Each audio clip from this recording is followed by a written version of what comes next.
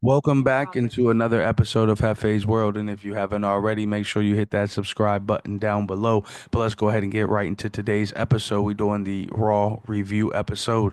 Raw kicked off with Logan Paul making his way down to the ring. He was cutting a promo that was cut off by CM Punk. CM Punk would make his way down to the ring. Those two would go back and forth. Logan Paul would eventually slap him before exiting the ring. As Logan Paul got up to the entrance ramp, CM Punk would let Logan Paul know that he can run while he still can, but he will find out while the fans chant his name come this weekend at Elimination Chamber. We are followed that up with a video replay of last week's singles match between Penta and Pete Dunne that was interrupted by Ludwig Kaiser. Um, Back to the ring area, we have Ludwig Kaiser making his way down to the ring. We are hit with our first commercial. Back from the commercial, Pete Dunne's already in the ring. Penta's music hits. He makes his way down to the ring area, and we are blessed with a triple threat match between Penta, Pete Dunne, and Ludwig Kaiser. I predicted that Penta would win this match. Unfortunately, he was not involved um, in the decision in this match at all. He was the bystander on the outside, while Ludwig would pick up the win on Pete Dunne. So we will see what's next for these three guys. I definitely believe it is not over between these three gentlemen, but I'm curious to see how far they push Ludwig Kaiser and how far they strap a rocket onto his back. But he did get up. He did get the win this week, so congratulations to him. And we'll see what's next for these guys.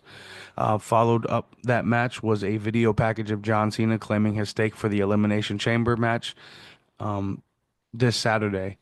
After that, we are blessed with Jackie Redmond on our screen. She is interviewing Rhea Ripley in the fan area.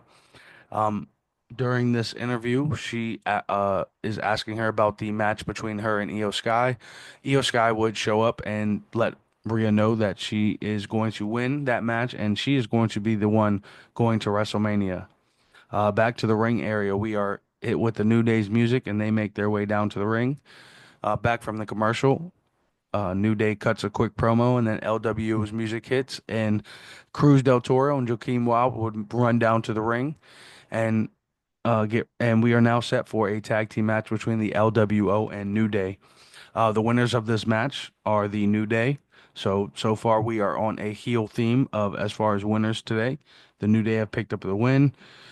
This was a great back and forth match between these guys, but the New Day, they would do what they do and get the win here. They have the new entrance music is, in my opinion, is really nice. Excellent ring gear this week. They always have exceptional ring gear. And like I said, great match, of course, between these guys. After the match, we had a backstage segment with the Judgment Day. Finn's blaming Dom for pretty much everything that happened last week. Dom's telling him that they still need to add a new member and that Finn pretty much lost his match on his own for that Elimination Chamber qualifying match. Finn says, don't worry, that he'll fix things. But Liv ends up coming over and she tells them that she is going to win the tag team titles tonight with Raquel and she is going to go on and win the Elimination Chamber as well. And she says that Dom just needs to worry about getting it done tonight with Braun Breaker. Finn, Dom, and Carlito would then walk off. Backstage, we are shown Gunther making his way down to the ring area. Then back from the commercial, Gunther's in the ring. He pretty much cuts a promo. It's pretty much led us to a match between him and Akira Tozawa. Um, and what a lot of people probably thought Akira Tozawa was going to get immediately squashed. For what it's worth, Akira Tozawa, one exceptional worker in the ring, definitely put on a great showing in that ring. Hopefully, this gets him more TV time and more progression towards things in the ring, because he is like I said, an exceptional worker, and he definitely put on one great short, quick match between him and Gunther. Of course, Gunther would win. After the match, Gunther would try and put another sleeper hold on Akira Tozawa. Otis would come in and make the save, who was then pushed away twice, mushed away in the face twice, and then Gunther would exit the ring before Otis could attack him. Um, then Otis went to go check on went to go check on the down and out Akira Tozawa in the ring. While Otis is checking on him, Gunther would get back into the ring, put a sleeper hold on him, and then none other than Jey Uso's music would hit, and he would make his way down to the ring. to help them out. And then Gunther would, of course, exit the ring and leave. After all that, we are hit with a video clip from the Impulsive YouTube show that Logan Paul has that featured Michael Cole. If you guys haven't checked that out, make sure you guys go check that out. Great episode. Um, some great moments. I know a lot of people are paying attention to one thing in particular. I'm not going to spoil that here. I want you guys to go check that out. But Michael Cole definitely he needs some help.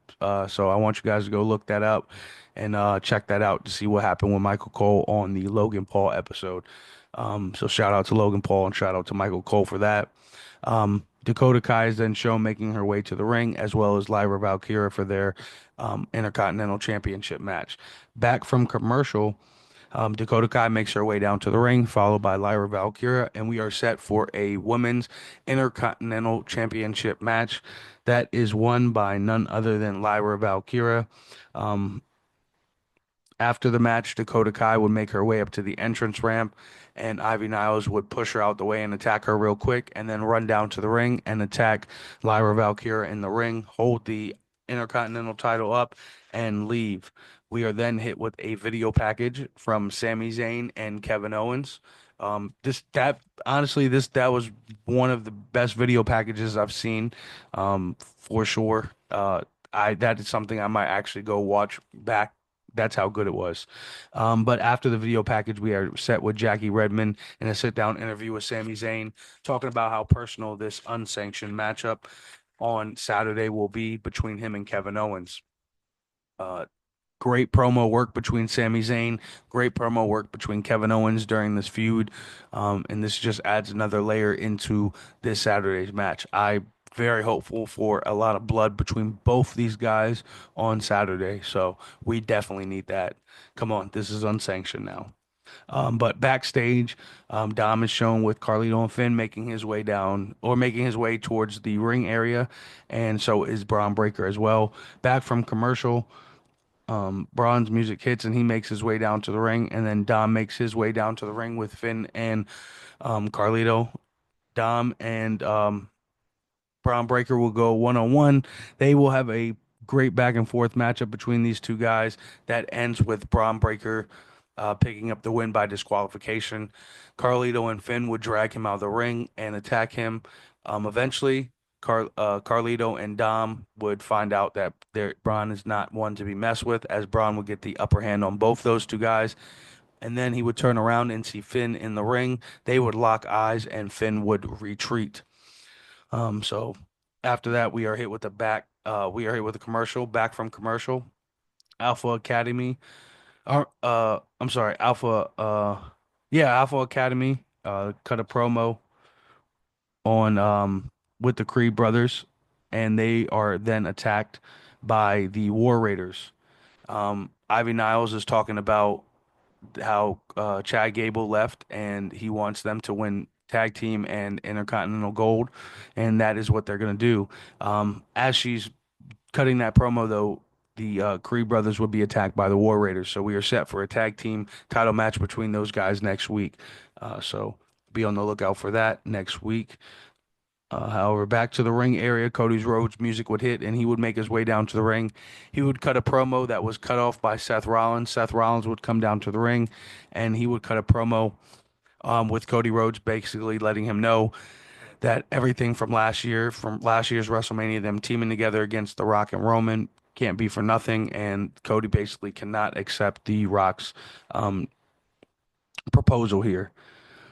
So we will see what Cody decides this Saturday at Elimination Chamber, whether he will give up his soul or not.